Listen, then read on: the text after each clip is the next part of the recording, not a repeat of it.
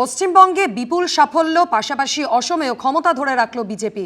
ভোটের ফল ঘোষণার পরের দিনই দিল্লি কালীবাড়িতে পুজো দিলেন বিজেপি সর্বভারতীয় সভাপতি নীতিন নবীন।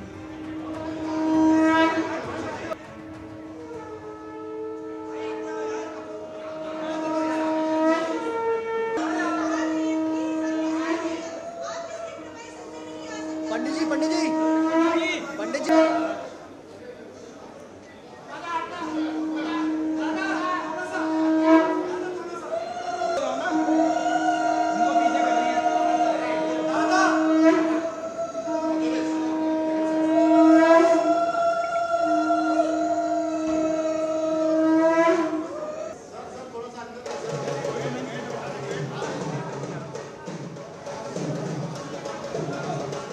पश्चिम बंगाल की जनता को सबसे पहले बहुत बहुत अभिनंदन।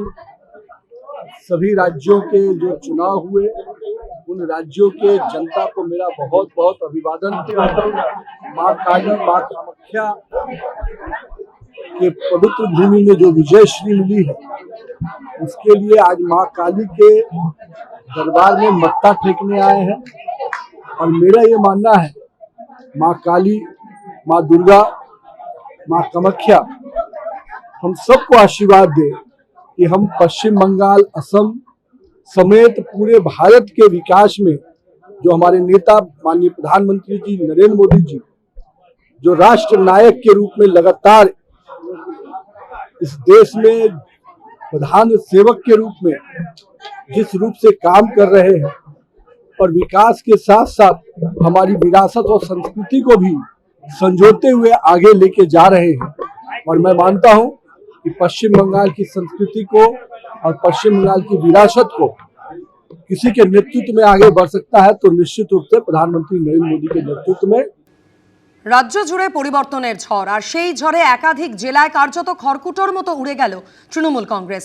রাজ্যের 9টি জেলা থেকে নিশ্চিহ্ন হয়ে গেল তৃণমূল, যার মধ্যে রয়েছে উত্তরবঙ্গের আলিপুরদুয়ার, জলপাইগুড়ি, দার্জিলিং, কালিম্পং এবং দক্ষিণবঙ্গের পূর্ব মেদিনীপুর, ঝাড়গ্রাম, পুরুলিয়া, পশ্চিম বর্ধমান এবং বাঁকুড়া জেলা।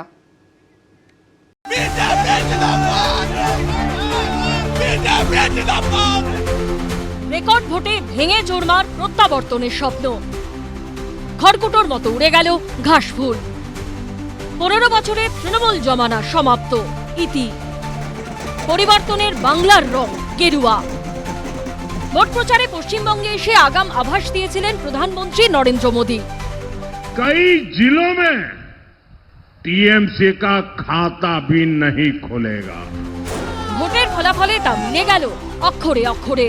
শুধু রাজনৈতিক পট পরিবর্তনই নয়, একাধিক জেলায় কার্যত ধুয়ে মুছে সাফ ঘাসফুল।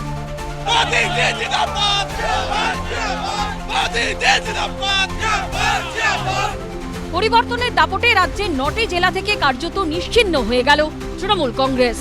উত্তরবঙ্গের আলিপুরদুয়ার, জলপাইগুড়ি, দার্জিলিং, কালিম্পং জেলায় গেরুয়া সুনামিতে কার্যত হারিয়ে গেল তৃণমূল। 2021-এর বিধানসভা নির্বাচনে উত্তরবঙ্গে 54টি কেন্দ্রের মধ্যে বিজেপি 30, তৃণমূল 23 এবং নির্দল জিতেছিল একটি আসনে। আবার 2024-এর লোকসভা নির্বাচনের বিধানসভা ভিত্তিক ফল অনুযায়ী বিজেপি এগিয়েছিল 32টি আসনে, তৃণমূল 15 এবং বাম কংগ্রেস জোট এগিয়েছিল 7টি আসনে। এবার সেখানে গেরুয়া থাবায় মিলিয়ে গেল তৃণমূল। বাকি যারা যে কটা হয়েছে তারাও এবার রাস্তায় আর বেরোতে পারবে না, আপনারা দেখবেন মুখ দেখাতে পারবে না এবং আমাদের কিছু করতে হবে না, পাবলিক ওদেরকে রাস্তায় বেরোতে দেবে না। মানে যেভাবে নিশ্চিহ্ন হয়েছে, যে হাওয়া নিয়ে এসেছিল সুনামি নিয়ে, সেই সুনামি নিয়ে তারা একদম নিঃশেষ হয়ে গেছে। ক্যাম্পেইনের সময় ওরা ভাবিনি, আমরা ক্যাম্পেইনে যা দেখেছি, যা আমরা তো মানুষের চোখের দিকে তাকিয়ে বক্তৃতা করি, সেখানেও আমরা বুঝিনি কখনো যে এই জিনিসটা হতে পারে। দক্ষিণবঙ্গে শুভেন্দু অধিকারীর গড় পূর্ব মেদিনীপুর, এছাড়াও পশ্চিম বর্ধমান, বাঁকুড়া, ঝাড়গ্রাম ও পুরুলিয়া থেকেও কার্যত সাফ তৃণমূল কংগ্রেস।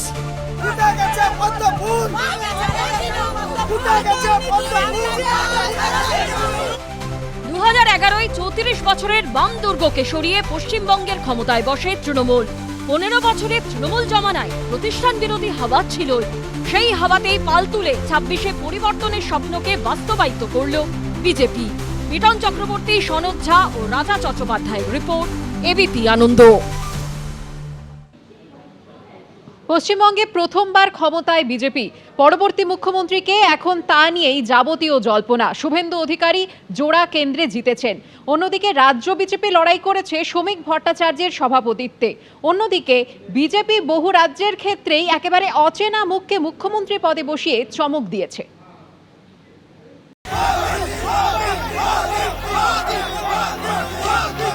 পশ্চিমবঙ্গে ইতিহাস লিখল বিজেপি, আর জনসমর্থন হারিয়ে রাজ্য থেকে মুছে গেল তৃণমূল। এবার প্রশ্ন একটাই, পশ্চিমবঙ্গের পরবর্তী মুখ্যমন্ত্রী কে হবেন? প্রথমবার পশ্চিমবঙ্গে ক্ষমতায় এসে কাকে সিংহাসনে বসাবেন নরেন্দ্র মোদী, অমিত শাহ? এবারের ভোটে পশ্চিমবঙ্গে বিজেপি কাউকে মুখ্যমন্ত্রীর মুখ করে ভোটে নামেনি। প্রচার পর্বেও মুখ্যমন্ত্রী পদপ্রার্থী প্রসঙ্গে আগাগোড়া ধোঁয়াশা রেখে গেছেন বিজেপির শীর্ষ নেতারা। मुख्यमंत्री जो होगा वो उसका फेस है दीदी, इधर जो होगा कौन फेस होगा मुख्यमंत्री? बंगाल से ही हूँ मछली खाएंगे, मछली खाने वाला कोई होगा? जी, वो खाना न खाना उन पर निर्भर करता है, मगर होगा बंगाली। পশ্চিমবঙ্গের এই নির্বাচনে বিজেপি লড়াই করেছে শ্রমিক ভট্টাচার্য নেতৃত্বে। তার রাজ্য সভাপতিত্বেই প্রথমবার পশ্চিমবঙ্গের মসনদে ফুটেছে পদ্ম, যা অত্যন্ত তাৎপর্যপূর্ণ। আবার অনেকে বলছেন এই নির্বাচনে শুভেন্দু অধিকারীকে বিজেপি যেভাবে প্রজেক্ট করেছেন, যেভাবে তাকে নন্দীগ্রামের পাশাপাশি ভবানীপুরে মমতা বন্দ্যোপাধ্যায়ের বিরুদ্ধে প্রার্থী করা হয়েছে, যেভাবে তার মনোনয়নে খোদ অমিত শাহ উপস্থিত থেকেছেন, তাতে একটা প্রচ্ছন্ন বার্তা থাকলেও থাকতে পারে। তবে এর আগে একাধিক রাজ্যে দেখা গেছে বিজেপি ভোটে জয়ের পর এমন কাউকে মুখ্যমন্ত্রী করেছে যা আগে কেউ কল্পনাও করতে পারেনি।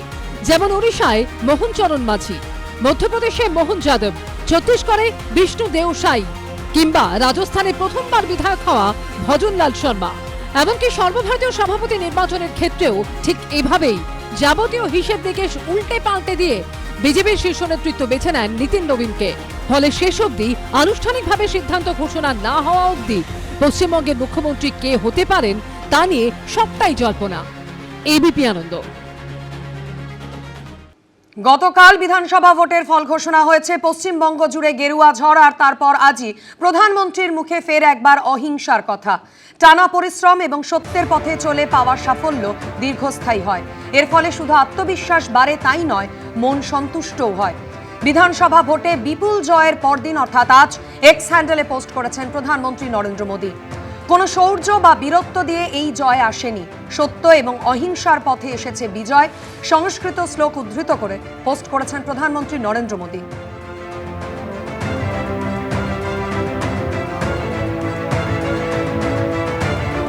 গতকালই বিধানসভা ভোটের ফল ঘোষণা হয়েছে। বিপুল জয় পেয়েছে বিজেপি, আর তারপর আজ প্রধানমন্ত্রী নরেন্দ্র মোদী তিনি এক্স হ্যান্ডেল পোস্টে ফের একবার অহিংসার কথা বলেছেন।